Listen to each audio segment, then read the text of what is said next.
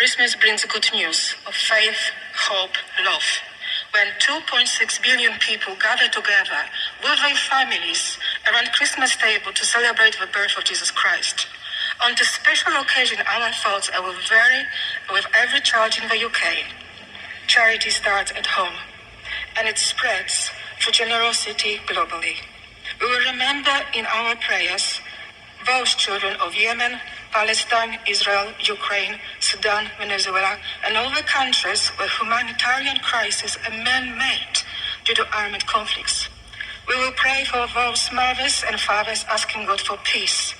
Around 52% of Dalgarno residents identify as Christians. It is over 3,600 residents who look forward to this year's festivities. Those who do not follow Christianity also see Christmas as a national event with the King's speech on a Christmas day. 26% of Dalgarno residents suffer from long, limiting mobility illnesses. The City Living Fund, Local Life Fund, is a community project to help residents to improve their local area, to make it better, greener, nicer to live, to get together with others, to eliminate isolation, maybe language barrier to learn from each other about tolerance, about truthfulness and good manners towards each other and respect.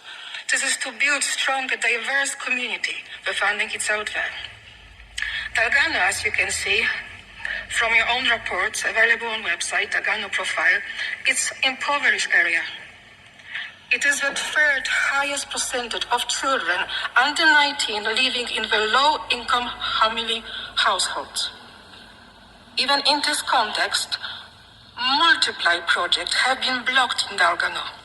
Some include funding for Christmas Panto for 100 children with goodie bags. Second time in a row, so last year and this year.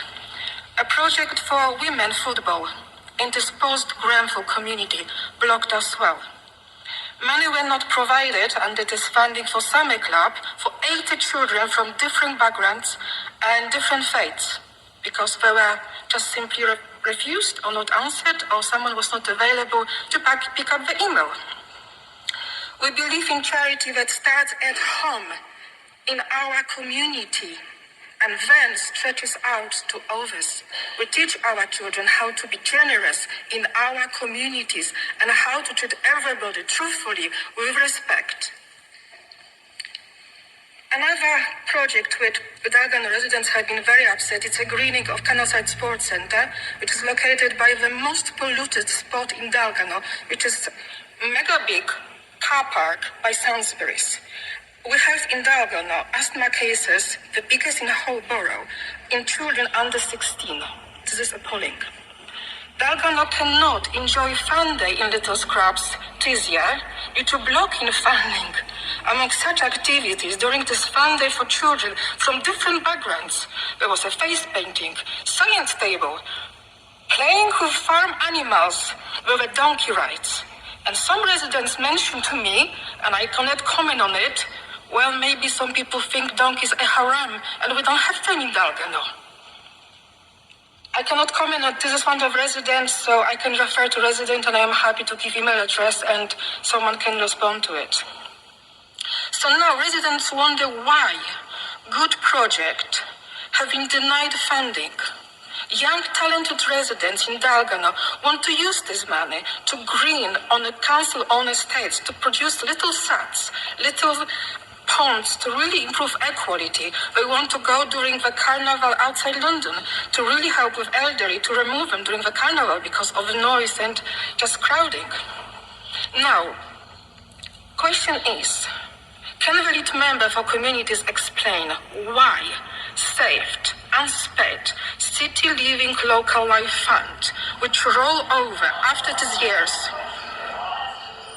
This is a question why you have to remove the funding which is rolled over all these years. I had last year £44,000. You decided that North Kensington is not austerity place anymore, and you took it away.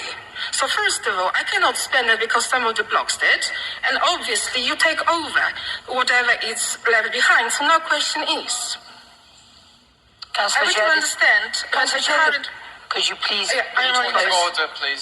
So, are we to understand... Madam Mayor, point of order. Councillor Chair, as we've had quite a stressful evening, can Councillor Edinburgh respond to that, please?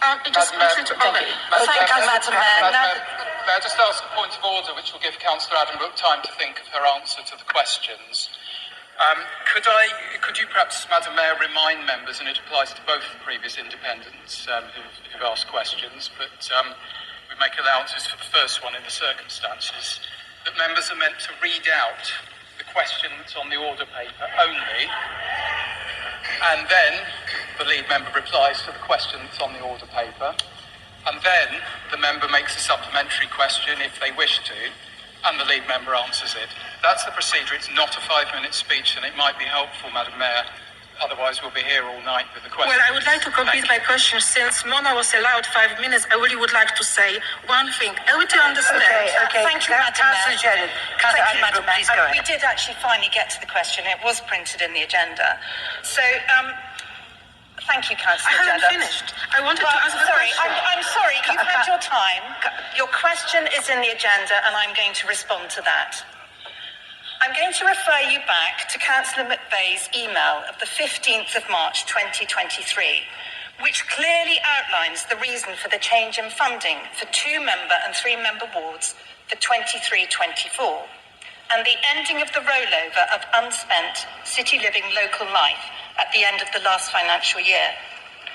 This change has ensured the sustainability of the programme for the coming years, which we know residents and councillors value. The advice on the City Living local website is clear that the funding helps projects get started by contributing to small events or to act as a match funding from other sources. Whilst I've not seen the data you mentioned concerning asthma cases in Dalgarno ward, City Living local life funding is for more community-focused events rather than tackling health conditions. And I'm sure my colleague, the lead member for Adult Social Care and Public Health, would be happy to discuss any thoughts you have on how to tackle asthma cases in your ward. And I agree with you on the need for greening of our council-owned estates, and would like to direct you to the fantastic work that both the lead member for housing and the lead member for finance, customer services and net zero are doing to ensure that not only is the funding adequate, but it's also targeted. Delivering a greener borough is one of the 3 key priorities of our council plan, and we are committed to achieving this goal. Thank you.